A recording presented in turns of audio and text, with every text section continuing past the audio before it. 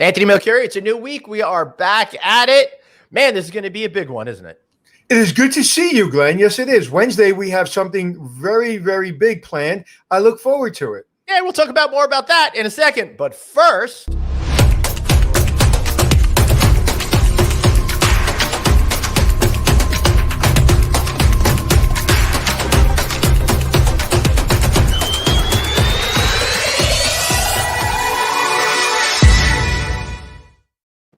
What's up, my brother from a different mother? Hey, so great to see you, man.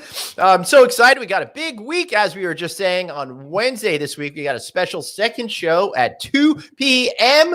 That's because we're going to be making a huge announcement about an unbelievable new solution that's coming from the good folks over at Circ Plus. So please check them out at circplus.com/clean, right, Anthony?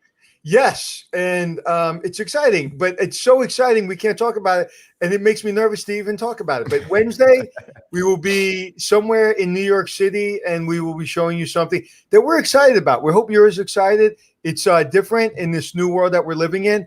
And I was thinking about it this weekend, and I was just thinking about all the applications it has. And I was like, oh, my God, this is going to be around for a long time. So I'm excited about it. Look how excited I am. I know. Wow. Oh, I really am. My, oh, my. Now that is what we call good old-fashioned excitement. Question, my friend. Yep.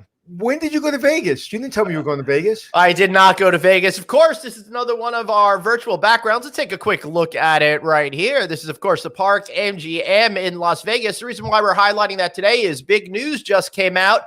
They will be going ahead and reopening on September 30th, Anthony. You can check out that story at novacancynews.com. But they are reopening with a twist. They're going to be the first MGM Resorts International property to go completely smoking free. What do you think about that move?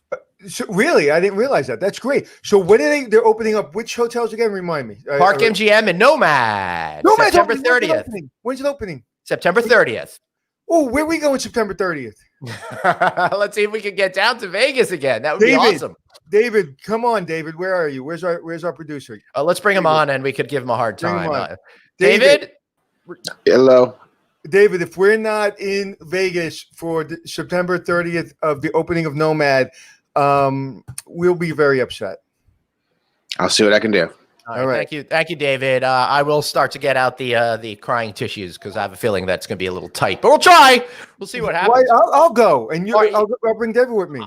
I would love it, man. If you guys could pull it off, that would be freaking awesome. I would like to go too for the record. Dude, you have no idea. I'll tell you how bad it got this week from my withdrawals from poker.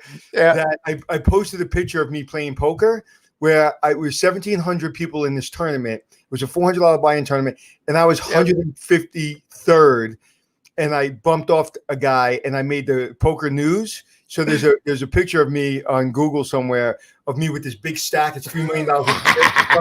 It's fake money, right? It's only $400. Yeah. And I'm looking at that picture for like an hour going, I want to be there again.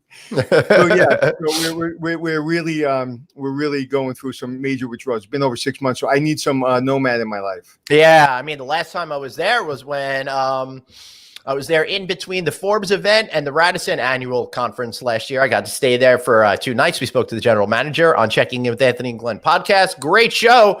Who would have thought that things would have changed so much since then? So it'll be great to see them coming back online. But you know what? I'm trying to be so that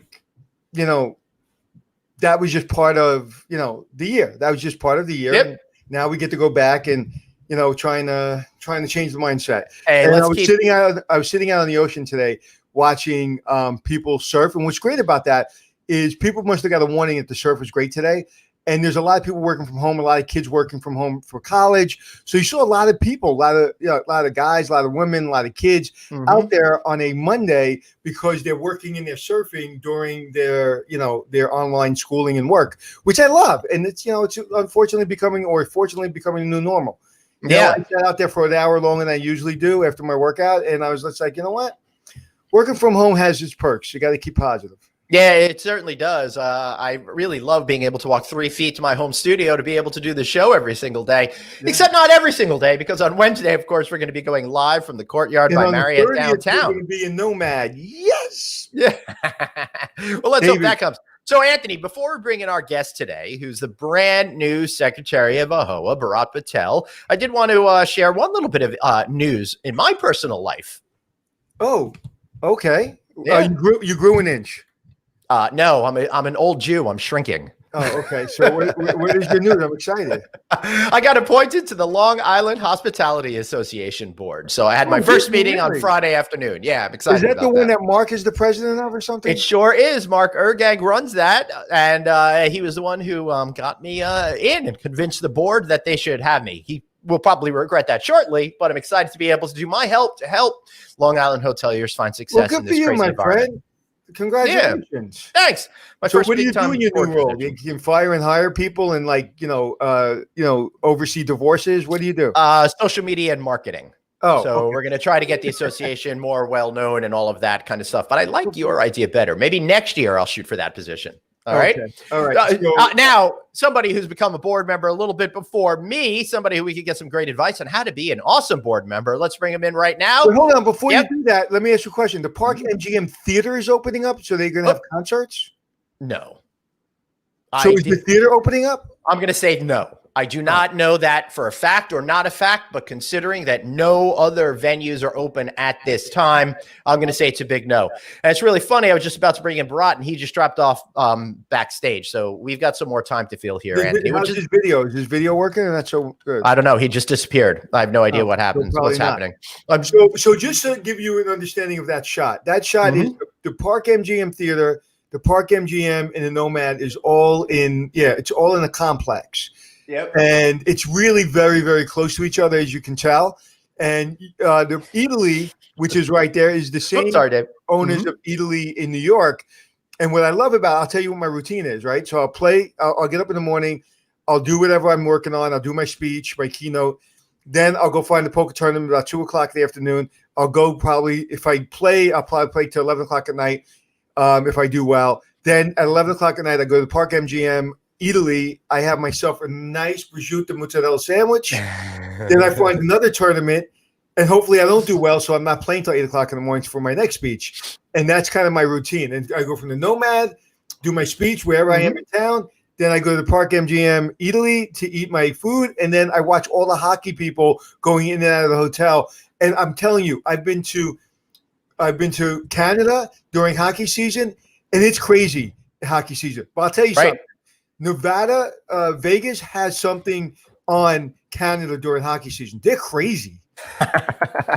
Sure is. I'm really looking forward to one day maybe being able to see a professional sports event down there in the couple of seasons. Didn't they just open their football stadium?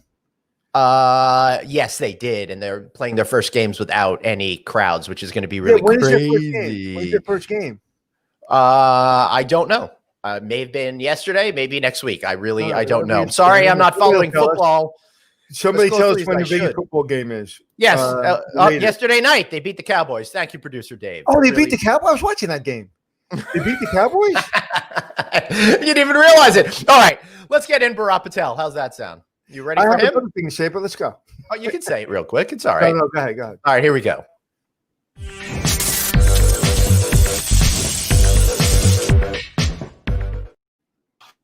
Hey, Bharat Patel.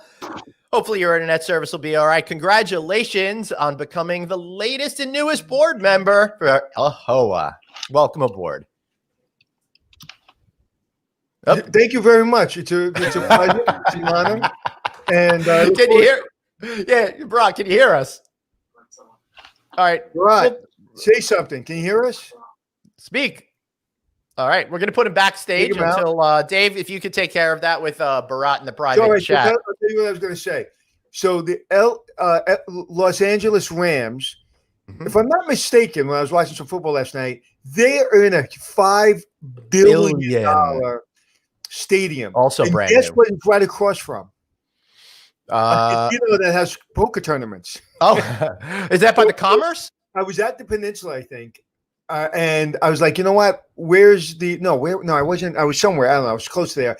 Maybe 20 minutes. Yeah, the Commerce. So I was like, is that a bad part of town? They're like, it's not great, but they're building this unbelievable stadium. And it's going to be a lot better. So I went there. I saw a stadium being built, which is going to be gorgeous.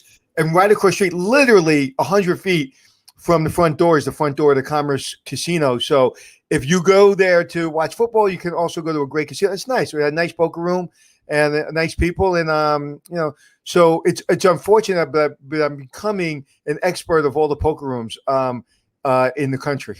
Yeah, you are. The Commerce is interesting because it's not quite like other casinos that you think. They don't have table games. It's really just a poker haunt. It's mostly just poker. Is it really? Yeah.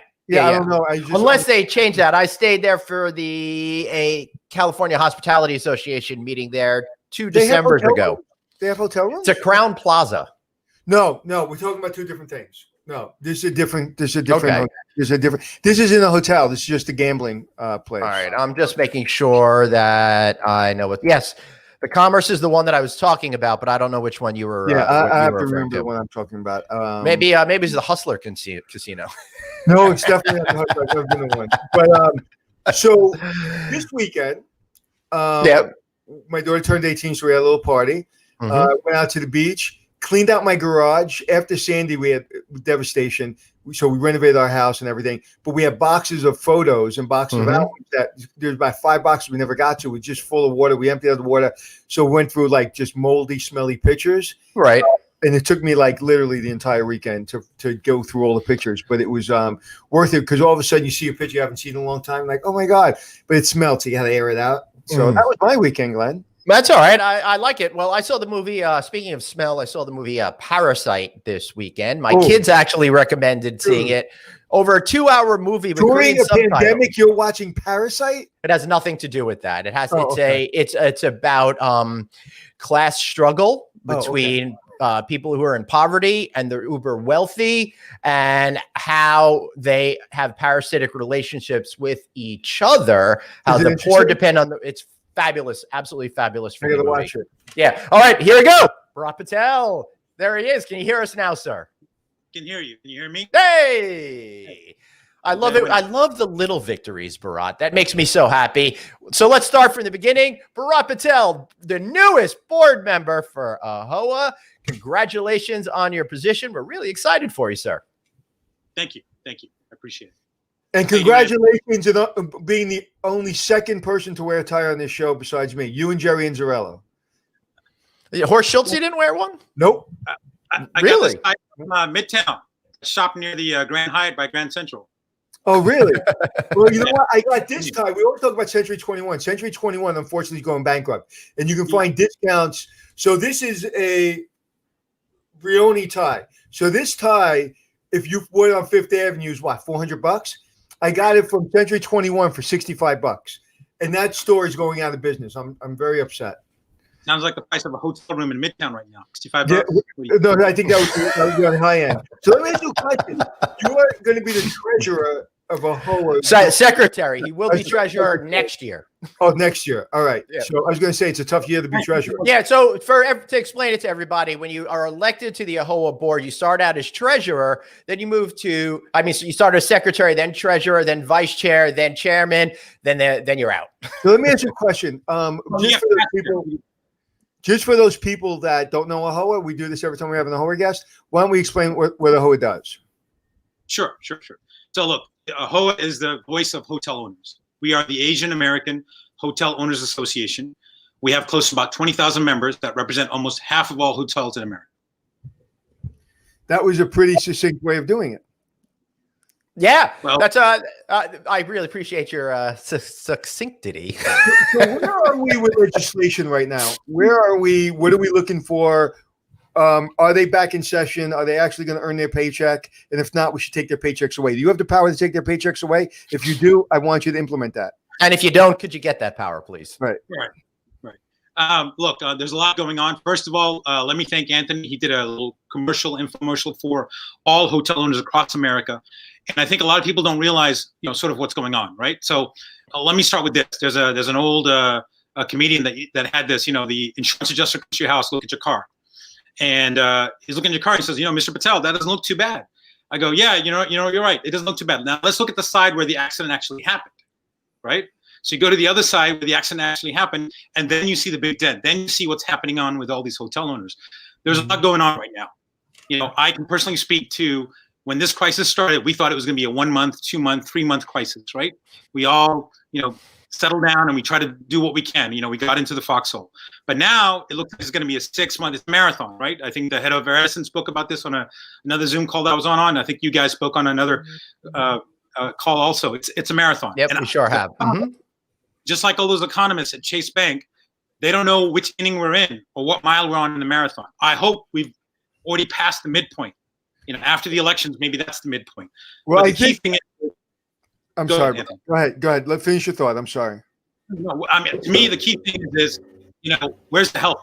Right now, we had forbearance, or we had, part 1 and part 2. What's going on with Congress right now is that between Mitch McConnell and Nancy Pelosi, it looks like they're playing chicken, right? Meanwhile, use a metaphor, Rome is burning, right? While somebody plays a fiddle, and somebody gets a hair did. Yeah. So, I mean, if I'm at a point where if they pass the law, I'm willing to shake my head, Anthony. What do you think? Yeah, I think so. But Glenn missed that reference because he must have not seen that news cycle. Okay, so Nancy Pelosi was caught. No, with the hair. What's that? Getting her hair done. Yeah, I saw that. The woman who owns the salon is now going out of business. She said. Really? But yeah, whatever. I don't need to talk about Nancy Pelosi getting her hair done. I don't need to talk about Trump playing golf. What I need to do, and what we all need to do, is really worry about when are they going to get together and help our community. I think that's really all that. Well, my point being is, I wish you would get something done instead of doing things like that. And same thing with Trump. So I'm sorry that I brought that up, Glenn. I won't talk anymore. Go ahead. That's all right. I just don't want to get into a pissing match and things that don't really matter. No, I understand. But so, what is the next stage? Right. So Glenn, to your point, it's engagement. If I may, it's engagement. Look. Whether it's your House of Representatives or your state senator, whether it's Chuck Schumer or down here, my 2 senators, Rick Scott and Marco Rubio, they all serve on important committees, right? It's just a matter of a constituent like yourself, like myself, saying, look, our hotels are really hurting, right? And for all those out there, look, whether you have one hotel or like Remington, 40, 50 hotels, you tell them, look, 24, 25 families rely on a paycheck from my hotel. And that's not going to happen if you don't come out and help me. Right. I mean, right now, and Anthony talked about this, many times, and you have too, Glenn, is that there's so many people employed at hotels in our industry, hospitality industry. People don't realize it. 1 out of 10, basically, right? What we talked about in the past. So what do we do to help them, right? Because the person who owns the hotel, the owner operator, is a small business person. They save 10, 15 years worth of money, get a down payment to buy a hotel, to operate the hotel. And sometimes they have 5, 6, 7 partners. Sometimes they don't. But I don't think many people realize we're not sipping Mai Tais in the Bahamas waiting for our paycheck to come in. People don't realize that. We have $663 billion towards the GDP of this country, and people are playing games with that. So when you say, where are we going to be, what inning we are, I'll tell you what inning we are. We ain't even off the bench yet when it comes to the economy. We're not even the bench. And everybody's going to blame everybody. We waited too long. We did this. We did that. I have a very, very serious comment that I'm going to hold because Glenn's not in the mood to get in trouble today. But you could get into trouble. I just don't want to. Piss off. I'm going to leave it where it belongs in the back of my head. But my point being is, I think we're going to get back to business, and I think there's going to be some kind of help towards the hotel business. And I think you're going to be running on 50% occupancy at about a 112 rate for the next 18 months, and I'll tell you why. The economy is going to take a hit, okay, either right before or right after the election, and it's going to be bad. And everything's going to come back in alignment, and it's going to take a long time for that to recover. And the recession we're going to get hit with is going to look like a joke compared to 2008. And everybody says, well, there's a lot of liquidity out there. There's a lot of money to be put back in the market. At the end of the day, this country, when you have more debt than you have growth, that's a problem. And I think, hopefully I'm wrong. Listen, I've been wrong about something recently that somebody reminded me. I was like, oh, I'm so glad I was wrong about that. So I'm glad I'm wrong. I hope I'm wrong, but I don't know if I'm going to be. So, Anthony, I hope you're wrong. Look, do you remember when you walked down 42nd Street and there used to be a debt clock? You make that turn to when you go towards the west, right? And now that clock, they took it down after Clinton became president after the debt, right? Now they put it back up. So look, I know we're in the high $20 trillion neighborhood, but what I think is much like Glenn, people talk about post-pandemic, like after the 1918 flu, the Roaring '20s, right? Yep. Right now, travel is in our DNA. We're going to travel. Oh, right? absolutely. Right. So 2-3 day vacations, 5-day vacations instead of the 1 week, 2 week vacations. I think that's going to be the new norm. Just after 9/11, 03, 04, 02, it was the same way.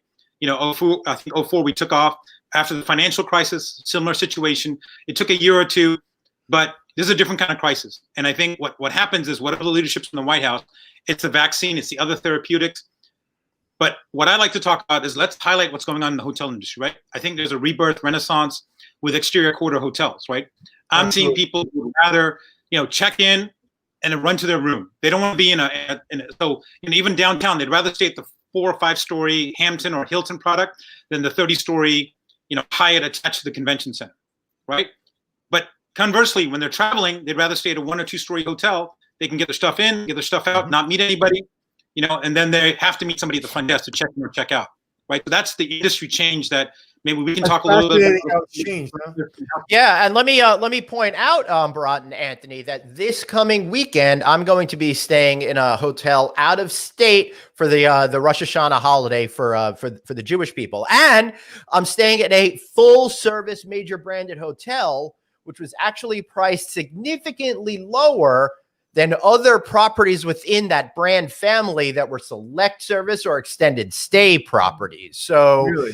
Yeah, that was really surprising to me, but makes sense with what Bharat is saying in terms of where people feel more comfortable. Are we taking a vacation from the show because you're going on a Jewish holiday?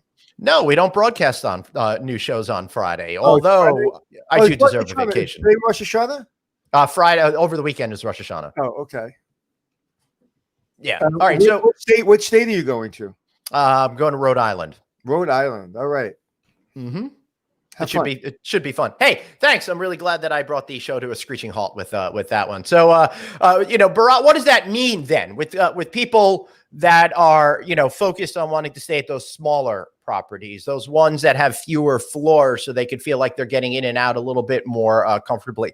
Is there a way out of it, or do those hoteliers just at this point have to hope for the best and, see what happens?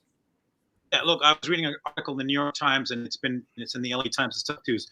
The hotels that are going to make it are the ones that are reimagining the marketplace, right? So, for example, it's Uber Eats or it's some other delivery, DoorDash or anything. Things have that available for your front desk. The old days was the pizza menus or the Chinese food that around the corner, right? Now everybody wants to order online, right? So give them access to room service at their door. Right? They're happy to have it dropped off right there, and they want a plethora, lots of choices out there, right? So the people that are imagining the new landscape, I think, are doing well. Wi-Fi now is a utility, super fast Wi-Fi, very important.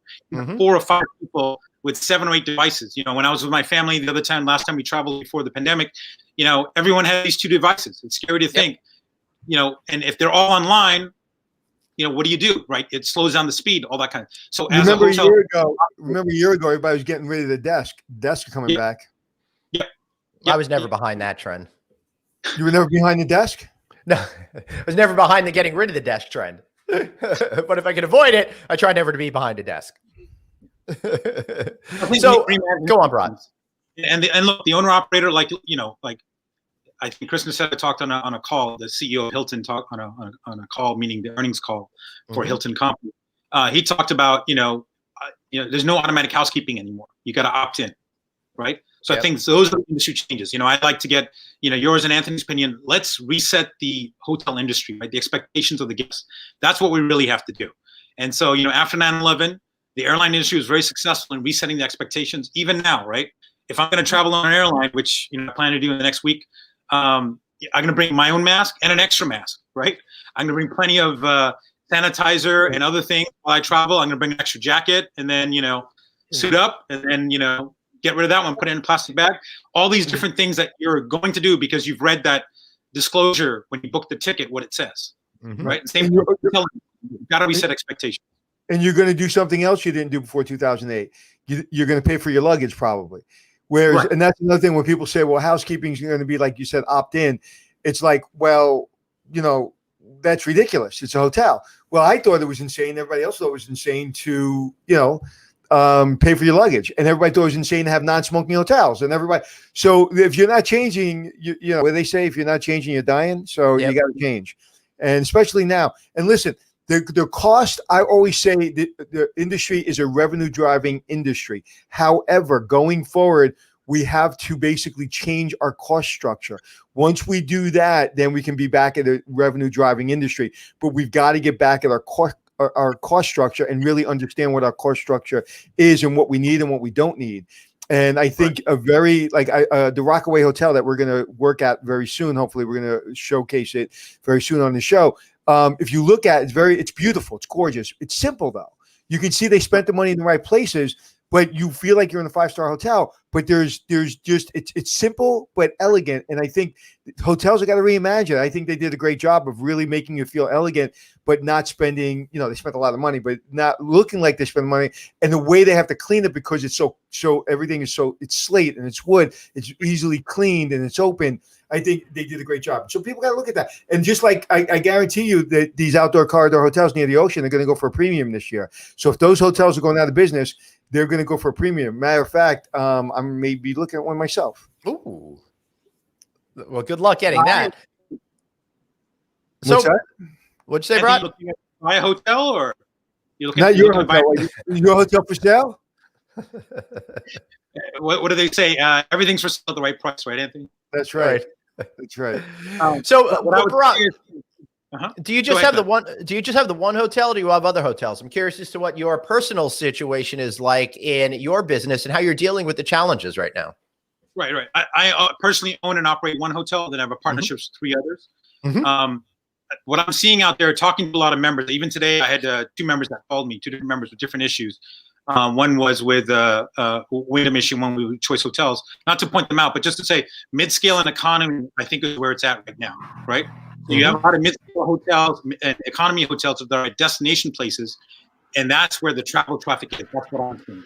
I think that's what the STAR reports, the Smith Travel Research reports reveal too, is that people want to get out, people want to stay at hotels, they don't want to spend that much money.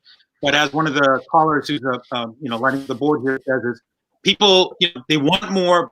I think it's changing. I think they expect their expectations are different, right? What they're looking for is, we used to always say, give them a smile and a clean room, and the guest will be happy, right? Now, sanitation or health and sanitation is involved.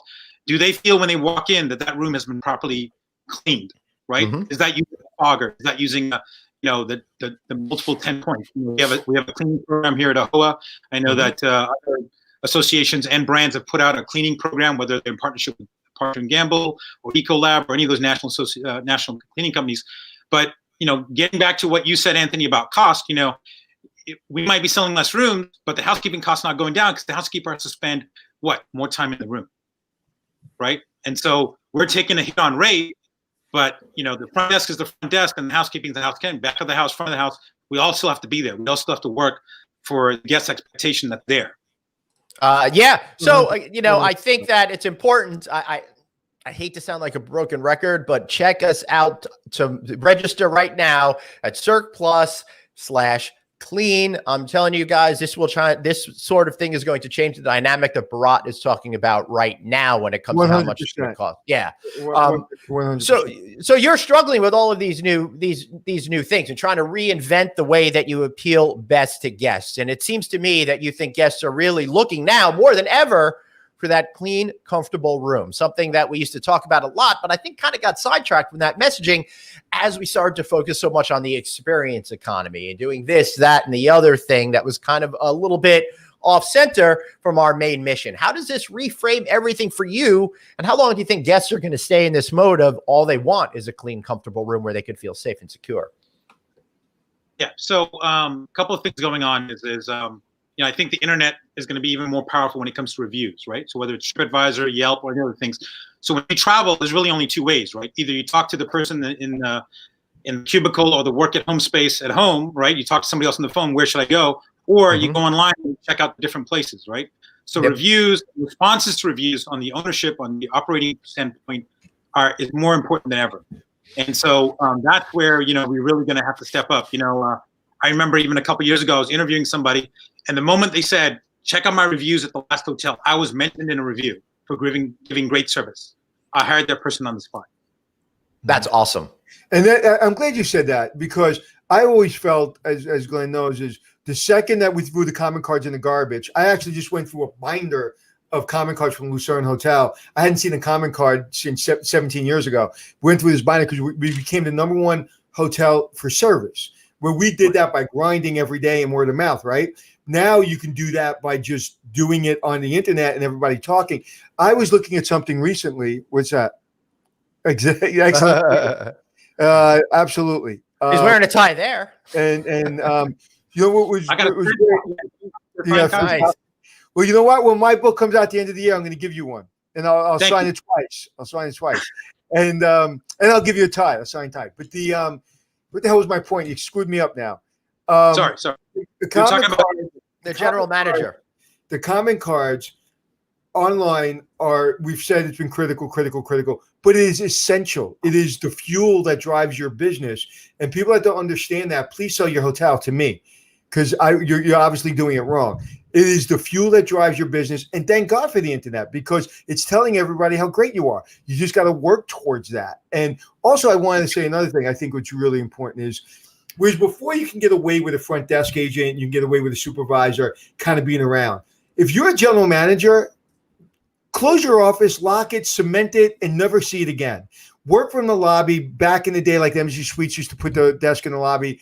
Work from the lobby. If you're an owner and you have a small hotel, work from the lobby. If I want to see the owner, I want to see the general manager, I want to see the boss out and about. Okay, whereas before it was a nice to have, now it's a must have. I want to see somebody in authority walking that property and taking control of that property and making sure my family's safe. And right now, I went online just to look for something. I can't remember what it was. And I was looking at reviews like I've never looked before. And I had to go through 3 or 4 of them to make sure that they're doing everything that I hope they're doing when I go there. Because when I do go there, like Glenn said last time, as soon as you start like socializing and going out, you drop your guard a little bit. Yeah. So I want to make sure that your standards are so high that you don't allow me to drop my guard, that everybody's wearing masks. All the staff's wearing masks. So I never think about dropping my guard. My daughter, who's in college right now, she came home for the weekend to celebrate her birthday. And I said, how is it? And she goes, you cannot, it's no joke.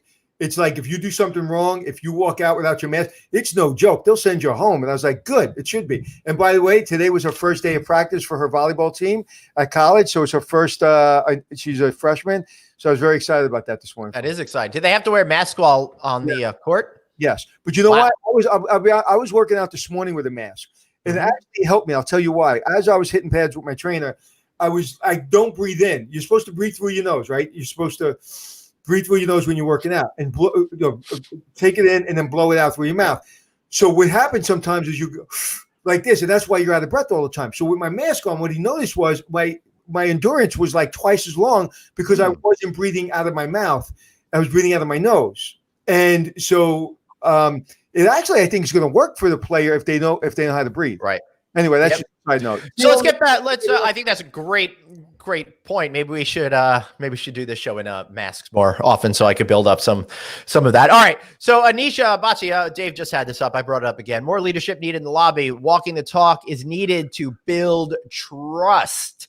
That is a key word that we're talking here right now. We talk a lot about that hassle factor on the show, Bharat. That is something that's essential going forward. Being sure people feel that comfort level when they actually show up at the property. What are you doing and having your hotel staff do to make sure that people feel that this could be an oasis from the stress and anxiety COVID-19 is causing all of us? Yeah, look, let's look what you guys mentioned in the past. It's train and retrain and signage, right? So, before we used to have the signage where, the rest area is here, whatever's there. Now you got to have the signage where extra sanitizer bottles are available. You literally got to have maybe a box of gloves right there at the front desk that somebody's going to grab and use, extra masks, all those different things that say, hey, this is a safe place to stay at, right? Technology's got to change too. When you're checking in the guests, when you go to Europe and other places that you have the slot that you give to them and then they plug in, right? So touchless is the key category, right? Whatever you can do to make the experience touchless, that's the key touch point, having that barrier, whether it's a plexiglass barrier that's set or if it's in motion. Those are the key things that I think guests are looking for. The signage on the ground, 6 feet apart, all those different things. I sit in an embassy suite, 2 weeks ago. I had to travel for the AAHOA board meeting in Atlanta, and it was an executive meeting, and I stayed at the embassy. And the place seemed the same as I've been there before, but when I walk in, it still seemed a little bit more daunting than in the past, right? Everybody's wearing a mask, but everyone's polite, and that's not going to be a situation everywhere. But the guests want to feel like when they walk in, there's this big, huge tub of sanitizer, and you do that, and even it's there by the elevator door, so you feel like using it anyway, even though you just use it at the front desk, right? So those are the kind of things that I think guests want to see, those multiple touch points and options to stay clean and healthy. Yeah, and I think the overall trust factor is almost more important than the touchless, and eventually hopefully we stop wearing masks. And because I think people are realizing that you don't really get this from touching, it's more from the air, it's from breathing on each other. But it's still something that you want. It's something that was in the pipeline anyway, and it's something I don't want to touch things I don't need to touch. So it's more or less about even getting the common cold. I just don't want to touch stuff, right? So give me all the touchless things that you can, and it's good for the hotel, and it's easier for the guests, easier for everybody. But I want to go back to the word trust. It almost infuriates me when people are like bring out this word, like what Glenn said. It's like it's all about trust. I don't mean I'm infuriated by Glenn, but it's like though he is. I built my career on that word when it comes to the guest and to the employee, and now all of a sudden COVID's here. It's like, oh, the guest has got to trust us. I'm not even going to go there because it's such a crazy thought that now because of COVID and because of we have to do our job better, or we have to be cleaner, or we have to. I mean, it's crazy. And you know what I'm going to do one day? I'm going to go get my binder out of my garage, and I'm going to read some of those comment cards. I'd love that. We literally went, and I swear to God, we went a year and a half without one bad negative comment card. And people say to me all the time, that's impossible. I was like, no. I didn't say we didn't have a mistake. I didn't say that a guest wasn't upset with us. I said we never had a negative comment card. And it's like, well, how'd you do that? Made sure when the guest was upset, we fixed it. And we knew about it. Right. And we changed it, and we changed our behavior, and we fixed the problem going forward. Whereas the hotels do what they do is that, okay, now we have to be clean. Now we have to do this. I just read an article, maybe in the Times, that everybody's coming out with these clean procedures, right? Standard, and we're with this hospital and with that hospital. And some of the hotels are still doing a shitty job. They're still doing a terrible job. Brands are doing a terrible job, some of them, right? And some hotels are doing a terrible job. So that's how you build trust. Yeah, so absolutely. Let me ask, at the hotel with the great comments, did you do welcome calls when the guests first arrived? Is there anything we can do to make your stay better? Did you do any of those kind of things? Is that something we can talk to the audience about a little bit?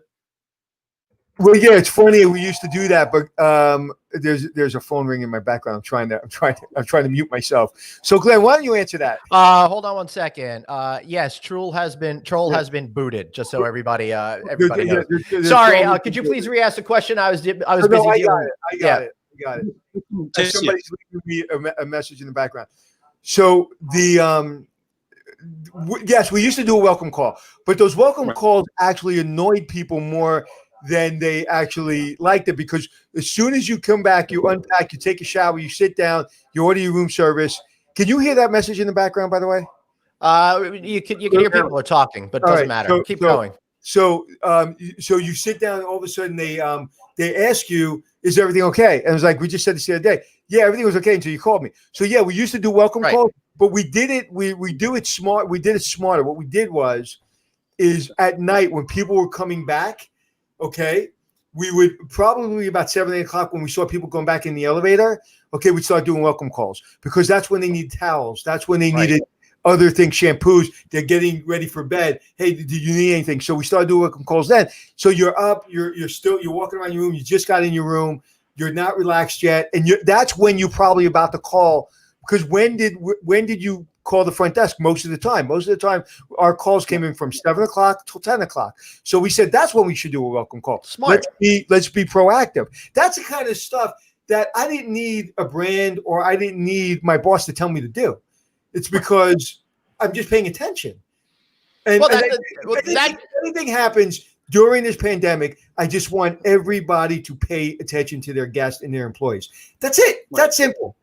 I think that people still don't think enough to change. They say this is the way it's been done, so we will continue to do that. So it's incumbent on all of us to try to get our, your staff, because I don't own a hotel, to be able to start to think differently and open up their minds to new ideas and realize everything that worked 6 months ago doesn't really work now. So in that spirit, Bharat, how are you getting your general managers and those people within the different hotels that you're a partner in to step up and change the way that they do things to make sure each stay is more successful than it's ever been?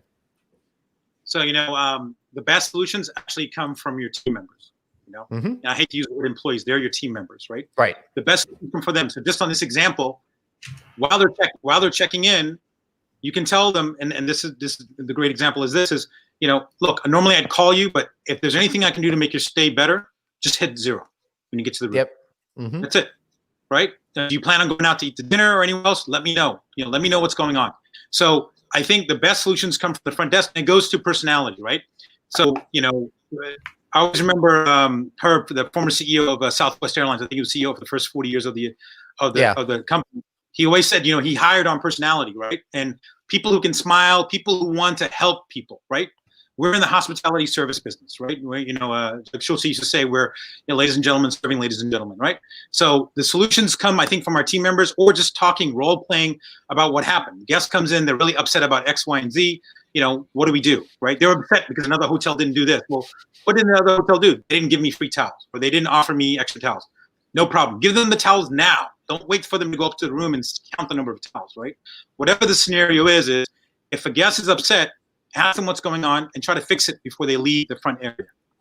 Right. And I think one of the things that we naturally do in all avenues of our lives, if we try to fix the problem without really evaluating what the root cause of that issue is. Anthony, I think you gave a great explanation of changing the times of that, because you realized there was a problem, but instead of looking at it one way, you're like, let's see how we could alleviate this issue and taking it all the way back to where it stems from. And that's where you made the changes. So Bharat, how are you able to make real meaningful change in your organization by getting the people to give you those great ideas in an open and honest forum? Because I know a lot of employees feel like they want to just keep their mouths shut, keep their heads down. Especially now. Yeah. So look, it's communication. It's the red book. It's the other notebook, right? So wait, the red book. Bharat, go back to the red book. Explain to Glenn. I don't know what the red book is. The red book is the most important thing in this business, and that we're still using the red book at the front desk at his hotels means he's a great hotelier. Explain to this gentleman how important the red book is. So the red book is like a communication binder, right? Mm-hmm. Like the FAA, like Pentagon. It's the one that when you shift. For me, the most important part is from shift 1 to shift 2. The guy in shift 2 needs to know what happened in shift 1, right? And what's important, whether it's the revenue forecast, how many people left to check in, whether somebody called about an issue, or whether they're who called in and said, I'm checking in at 5, I'm at the airport.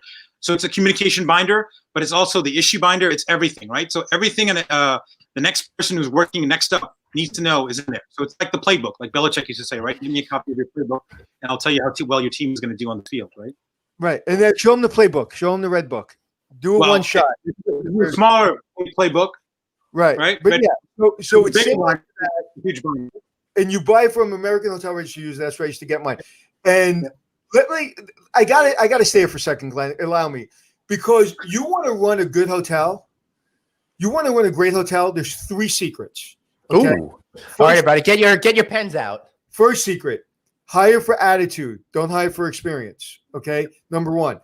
Second secret is have a room change slip that you actually respond to. So when there's so many room changes, why'd you room change, I guess, and then fix the problem that the guest had, number 2. And number 3, the red book. The red book is the book that saves a hotel, because this is what it does. Okay, the guest in 1511 is coming back at 9 o'clock at night. Okay, please make sure her dog is walked by 8:30. If it's walked by 7:30, it will pee at 2 o'clock in the morning. So make sure it's walked at 7:30 exactly, or at 2 o'clock in the morning, the dog will pee and we'll have a problem. So now you see that, you sign your name to it. Now you own that dog. At 7:30, make sure that dog's walked. Then you write in, dog walk 7:30 by Anthony Melchiori. Thank you very much. The guest comes in from dinner. You say your dog was walked by Anthony at 7:30. Have a good night. That little simple thing will save you your hotel. Trust me. If you are that maniacal about the book, that insane about the book, that crazy about the book, you will have a 5-star hotel, even if it's a 3-star hotel. Excellent. Ladui, thank you so much for putting that down for us. All right. This is what I freaking love about doing this show every day. I've been in this business 25 years and I just learned something I had no idea about. Man, that's pretty cool. Yeah. Well, you know what? It's the simple things, but it's what happens is when they started getting like in opera, it's very, very, easy to use for guests, and you can put comments in and you can say, please walk the dog at 7:30, whatever. But you have to go in and look at it. Okay. Nobody, like, you have to go in and print that out. This red book is about that big. Okay. It's about that long. Give me one shot real quick. It's about that long. Okay. And it's about that thick. So the book is always in your face. It's always at the counter. It's the one thing I don't mind if it's out. It's everywhere. So that book is a complete reminder to look. If you put it in the computer, people forget. If you have to print it out, people forget. Okay. I'm exhausted in talking about it because it literally turned my career around by being more insane about that book than my prior general managers and my prior assistant managers and wherever. Like, I was crazy about that book. Anybody that's ever worked for me literally has some kind of post-traumatic stress disorder about signing the red book. And I've read books going back more than a couple of years, right? And look, I'll give you another tip is if a guest this happened, it was a slip and fall, it was a lawsuit a year and a half later, I still had the red book from before. If we ever had an issue in that room or previous time, and so, records help, right? I always tell people, whether it's the great empires of Rome or, if you remember Les Miserables, the first thing was the census, right? You got to have a book of what's going on in the hotel, and you got to be able to chance to go back and see what's going on with the hotel. So you have to trend. And look, leave it open and access for everyone, whether it's the houseman, the maintenance guy, whoever it is. If you want to improve the hotel, you can't just ask the front desk person. You got to ask the housekeepers. You got to ask the maintenance. And look, maybe it's not a team meeting or a conference call with 5-6 people. Maybe it is the one-on-ones, right? I always tell people, if you really want to talk to me and I'm not talking to you, slip a piece of paper underneath the door and let me know if it's urgent. You don't want to talk to me, write it down, right? The person at the front desk or the housekeeper or anyone working with you has to feel comfortable enough to come to you with an issue. If they don't feel comfortable, you're doing something wrong. That's a failure of management. That's not a failure of the team member. And just so you know, on that book, Glenn, if you ever work at the front desk, okay, don't ever tear out a page of that book because it's a legal document that you can be subpoenaed. So if all of a sudden that page, because you're usually numbered, if that page is missing, they're going to ask where that page go. And it's also another way of telling a front desk clerk that is a legal document, so they don't go back and pull it out. Like, they forgot to sign it or something bad happened. It's like it's such a critical tool. And exactly right. And it also allows everybody to see your problems, so you can't hide your problems. And but going back to what you said, Bharat, as far as people have to feel that they can talk to you. And the only way they can feel they can talk to you is for you to be vulnerable. And the way for you to be vulnerable is for you to not know an answer, or for you to say, I'm not sure, or for you to say I was wrong. So when you have people come, you can say to, this as well as anybody, you can say to everybody in your team, come to me, please talk to me. The second your tone is wrong, or the second you say a bad word, or the second you get annoyed because that person asked you a question that you didn't want to hear, you lost your credibility. So you have to double down and triple down on when you're in that moment, even if you're upset, even if you don't like them asking you that question, even if you want to be short because you have an important meeting, you've got to literally stop and become concrete and listen and inspire that person, because that's the moment where they go tell everybody else, hey, he will listen to you if you go in there, or she will listen to you. But that is such a critically important thing that most young managers forget. Come talk to me. Well, I did come talk to you and you didn't have time for me, or you were annoyed at me. Right.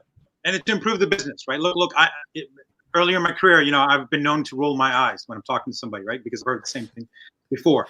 And I didn't realize it until an employee brought it up to me, because the other person, whose name was Amber, she noticed that I rolled my eyes, and she was so upset about it. She wasn't upset about the fact whether I was listening or not listening, or we solved the problem, but the fact that I rolled my eyes. And I remember that. So, like Anthony says, we talk with our hands, we talk with our eyes, we talk with so many other, cues. And so got to remember that you're there for one purpose, right? To make the guest experience better, right? And we all don't have the solutions, right? We can read a ton of books, we can be at the front desk for 10,000 hours at a time, but the key is going to be where rubber meets the road is if you listen to the guest, you listen to your team members, and I think you'll be. I'm going to challenge you on one thing you said, and I agree with you, but I agree with what you said, but I look at it a little bit different. I'm doing it to make the team member better. If it makes the hotel better, it makes me better, and it makes you more money as an owner, fantastic. I can care less, to be honest with you, about me or you making more money. I care about making that team member better, because if I make that team member better, you're going to make more money. And so that's always been my mantra is I don't care about the owner. I don't care about the brand. I don't even care about the guest. I don't care. I want to focus on you, the person cleaning the toilet bowl, because if I don't get that right, okay, I can't get anything else right. Now, of course I care about my guests. And of course I care about the owner making money. That's how I get my job. But at the end of the day, and it's been hard for me because I've been told that I've taken people's spirit, that I've been a hothead. All the things that you shouldn't be being a young manager, I was all those things. So this wasn't all of a sudden I was born this way. I just, by a lot of mistakes and hurting people's feelings and people being miserable under my leadership or my management, made me realize, oh, I know what the problem is. Just look at me in the face. It's me. All my insecurities are now being taken out on my team. And I want my team, I want to hold the trophy, but I don't care about my team. And I just flipped that one day, probably 25 years ago, maybe even, about 25 years ago. And I was like, you know what? That's the wrong way to do it. And it's done me well. Glenn, what was your other question? Sorry to go off on a tangent. No, I don't. I'd have one question because we're about to run out of time. Coming from our good friend Daniel out there, where do you see the travel going during the upcoming holidays? Will there be a surge? How do you see it playing out? Because I can see it going in both ways. Good question. Yeah. So look, look at the Labor Day. Look at any sort of 3-day weekend. I think travel is going to be a must for a lot of people. It's not going to be the same kind of travel. It's going to be, maybe, they have that one day off. They take 2-3 days off. Like I said, it's going to be a shorter work vacation, staycation. But I think people are definitely going to travel. The question is what are we doing in response to help guests travel, right? Are we making sure that they know where to get there, the next point? Last night I was helping my daughter with her homework, and she didn't realize that the red lines were interstates and the green lines were toll roads, And so, I had an old map and I showed her, and she was taking a geography class. She's in the 6th grade. She's probably going to kill me for bringing this up on the call on this show. But right, I'm sure her friends are telling her right now because it's so active amongst that age group. This show. Yeah, it is. But look, get out there and have fun, right, with your team members, right? Bring up the stories, family stories, friend stories, the old stories. Do what you have to do to keep that momentum and that core. It's not an easy business. There are a lot of angry people traveling out there. You just gotta plan for a longer time to get from point A to point B, right? Just do what you got to do to make things work through the time that we struggle. There's a lot of things going on. Go ahead, Ed. No, go ahead, Bharat. I keep interrupting you. No. We're all New Yorkers, right? So we all like to interrupt each other, right? Especially if there's a pastry at the end of the call. That's all right. So look, what I like to share with everybody out there is this: look, it's going to be morning in America again. Just like Reagan talked about. I just don't know exactly when, unfortunately, right? If I did, I'd probably be ahead of the hedge fund, right? But what's going to happen is that we are going to get out of this. We're only going to get out of this if we hang together, right? Like Ben Franklin said, if we don't hang together, we're going to hang separately. So I'm always been an optimist. The glass is always half full. I see it getting full every day. Whenever you travel, whenever you talk to somebody, even on your emails, thank you for traveling. Whatever you want to mention about our industry, you should mention that on the signature line of your email.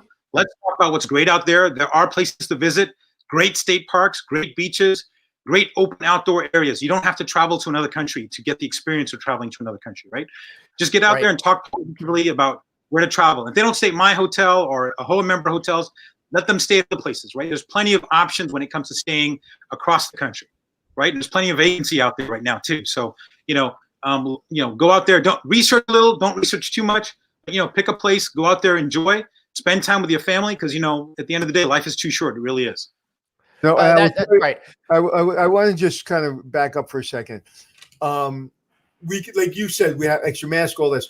So we're thinking about what do we do for Thanksgiving and Christmas because the family comes over our place and Grandpa's 84 years old, and he was with us yesterday. We're outside by the pool and everybody was fine. and everybody knows to stay away from Papa. So they said, so what are we going to do for Thanksgiving? And I was like, well, everyone's going to be testing. So the kids come back from college, everybody's being tested before everybody has Thanksgiving dinner or whatever. So I still want to have Thanksgiving dinner. Okay, the table will be a little longer. Okay, and we're going to have Papa at the end of the table. But everyone's getting tested before they come in the house if we're going to do that, right? Mm-hmm. So I still want the holidays. I think it would be very bad for our mental health if we don't do the holidays. So if I'm traveling to go see my family, the first thing I want when I get to that hotel is I want to know, can I get a rapid test? Where's the rapid test center? Is there somebody on property? If it's a really big hotel, is there a healthcare provider that I can get a test? Okay, I'm coming in Friday. I'm going to be with my family Monday. I'll have 2 days to get my test. If it's not a rapid test, where can I get one? Can I get one at the house? I mean, at the hotel? If it's a 2,000 room hotel, maybe have like a trailer or something and have the testing, because that's how you get back. That's how you get back to travel. So if I was going to California to visit parents, the first question I would say is to my concierge or team as I'm booking, where can I get a rapid test? Right. And so, I do want to put this out there in regards to that rapid test specifically. I got word late last week that express spas, you guys have probably seen them in airports and stuff, they're going to be adding a rapid testing capability to their locations. And hopefully that'll go a long way in helping what Anthony was talking about. But again, hotels should have it. Bharat, take it away.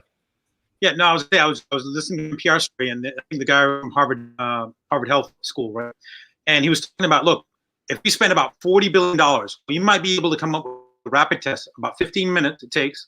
It might be 80% efficacy, right? Now, I don't want 100%, but you're taking a snapshot of your health in that moment. Mm-hmm. But I think that's going to be much easier, much quicker, much better working on that than a vaccine. Look, I would love a vaccine, but if you go out there right now and poll people, that vaccine is in the 68 to 72% range of people that are willing to take it. Even people that are engineers and scientists that I know may not be willing to take the first round of the vaccine. So I think coming out with that rapid test, instead of being 1 day, 2 day, getting it down to a couple of hours and then a couple of minutes, I think is key. And I think that's where we can, the government, whether it's the state government or federal government, getting in there and helping with that choice is really going to help open up the economy. On the economy, real quick. We had a scare recently at my house where my daughter was not feeling well, two of my daughters. Sure.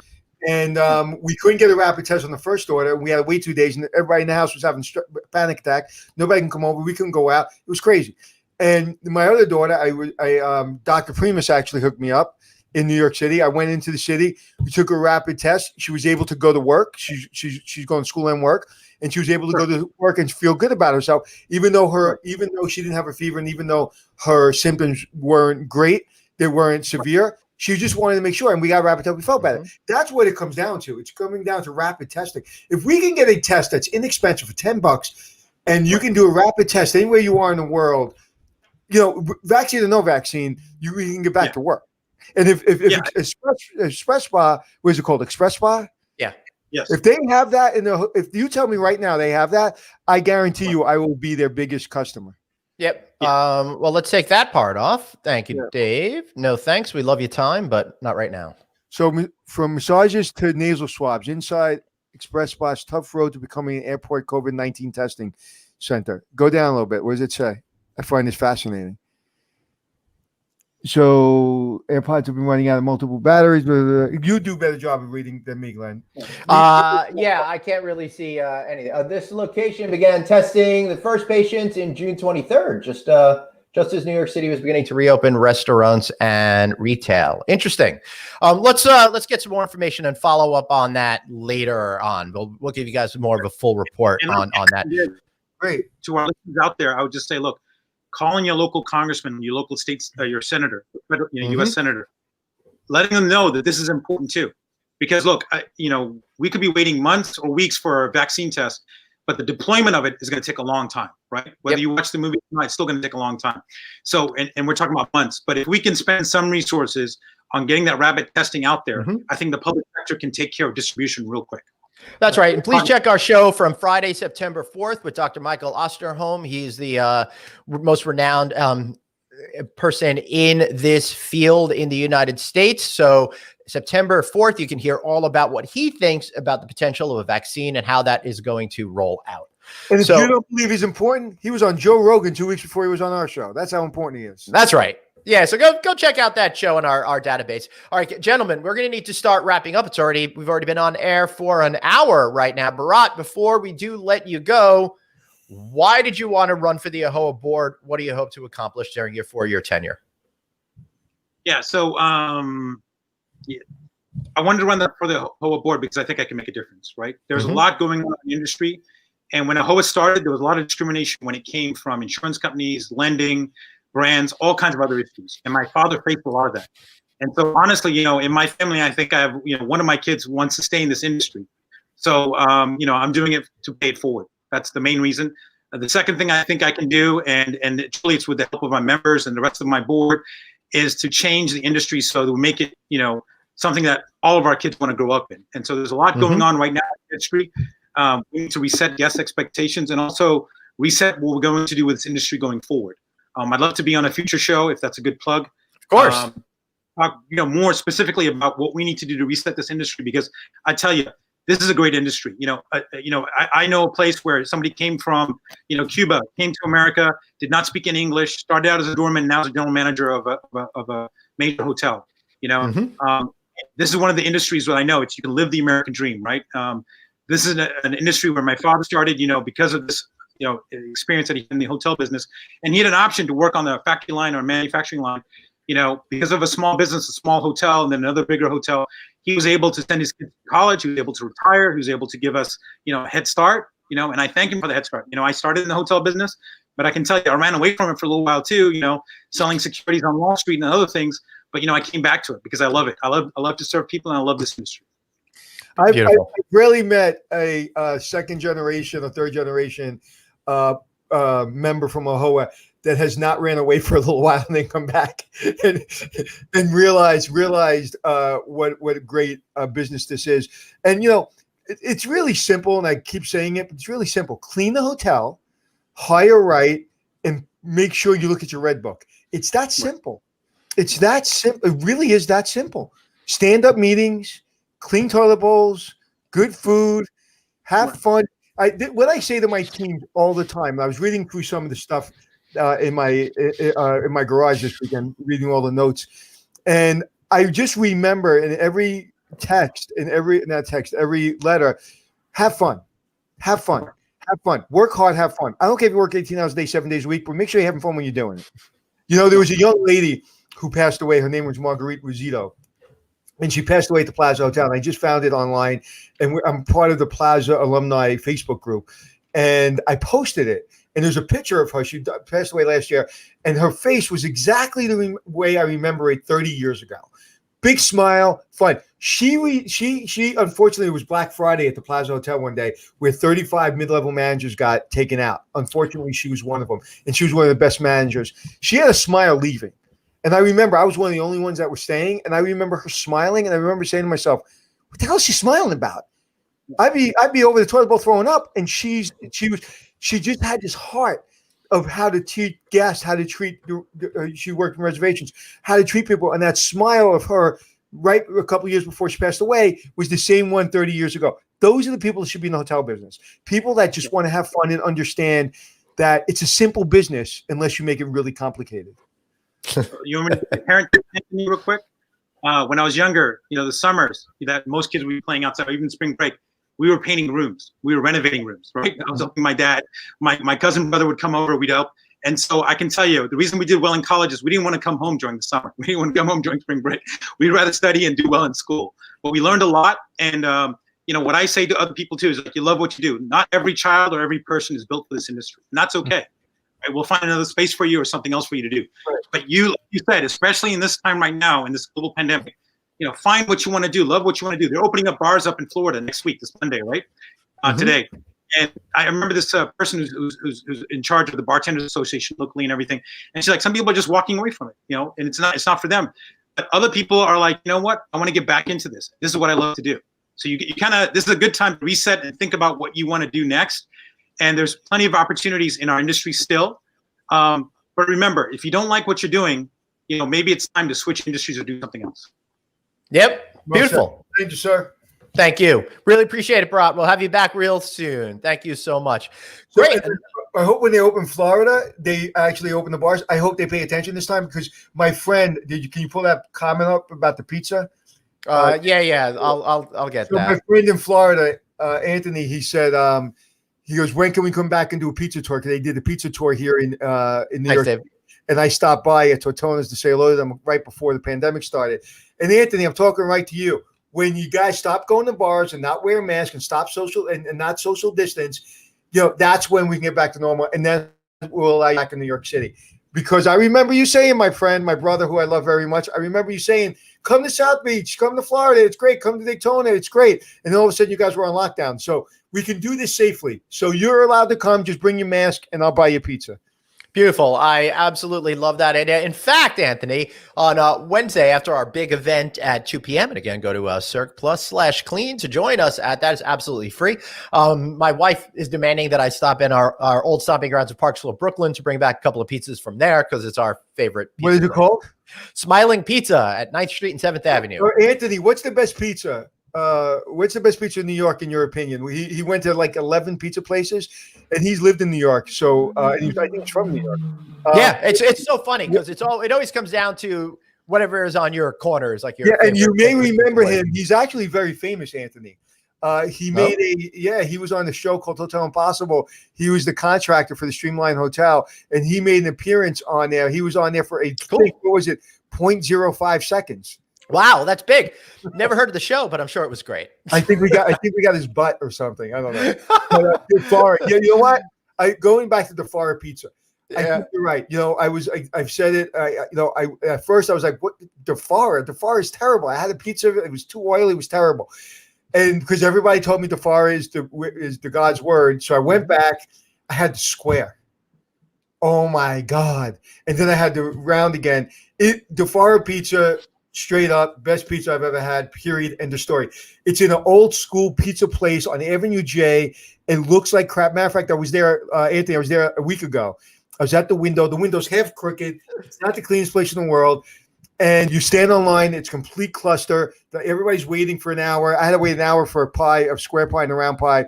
But I'm telling you, man, there is no better pizza. So you're right. So if you come to New York, and let me also say, New York's got its problems. Everybody's got their problems right now. The restaurant cafes are open. People are walking. People are going through Times Square. People are downtown. People are exploring the park. So I was in New York the other day, and it wasn't as vibrant as it usually is because Times Square is not open. Broadway's not open. But I'll tell you, New York, thank God, it looked like a little bit of itself. Yeah. Beautiful. Well, I'll find out because I'm going to be going in there tomorrow after showtime to explore a little bit downtown. Maybe I'll even get to go check out Century 21 and get some bargains before they are gone. Maybe we'll go together. Yeah. Hey, thank you, Mark Ergang, who is actually in charge of the Long Island Hospitality Association, for allowing me to be part of it. I'm really looking forward to helping out the Long Island Hospitality Association, helping us get back to business and grow the membership base. Hey, Mark, and we're going to start having we're going to have members let me back up. SCAL, who Mark is a member of, they have helped with our charity, Hospitality Success. We have started giving money to people in need. Beautiful. So we're going to come on. So David, if you can get with Mark and you can get with Richard Sinter, which you have, if you haven't already, please let's get them on and let's start talking about the charity that we give it out. And then let's start getting more donations. So we put a little hold on the donations. I didn't want to talk about it until I felt comfortable that we were giving the money away. So now we'll start again. But I want to get some of those people on, and so we can talk about it. Beautiful. I think that's absolutely great idea. See where that money is going to. All right, guys, we got a lot of great stuff coming up for you over the next few weeks and months here on No Vacancy Live, and really appreciate you helping us build such an incredible community. Without you there, we couldn't do it, and we really love that you have made us a place to get some education to help empower your lives and your business. Anthony, Hospitality Success, how's that going? Educate me. Hospitality Success on Thursday, 3:00. Please. I hate to tell you, Glenn, but we actually got more. We got more views than our show sometimes. So we got to stop that. At least on my Facebook, we get a lot more on everything else.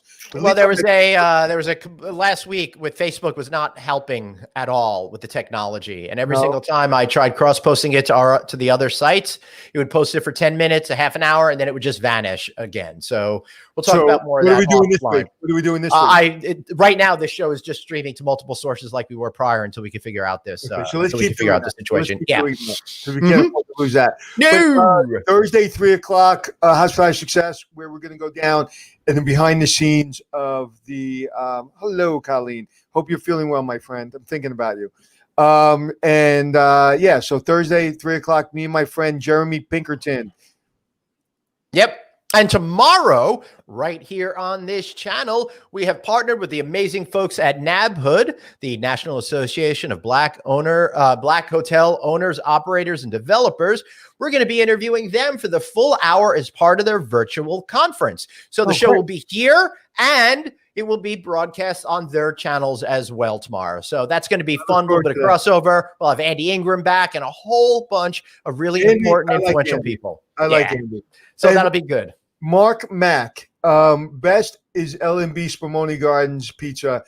Listen, as a person that had L&B just a couple weeks ago, had Spumoni a couple weeks. What the hell is it called? DeForest a couple weeks ago. I love me some L&B. Okay, but nothing like DeForest. I'm sorry. DeForest Square is the best pizza I have ever tasted by far. And Anthony, my friend Viscomi, who is a pizza expert, agrees with me. So L&B, go to Spumoni, get the square. It's great, but man, if you're near Avenue J, man, you got to go to DeFara. All right, so the pizza battles are on. Let us know where you think the best pizza is and why. All right, Anthony, should we get out of here? I think we should. If somebody says it's in Wyoming, please don't That's the best pizza is not in Wyoming. I'm sorry, you're wrong. All right, everybody, we love you. Thanks so much for being here, and remember.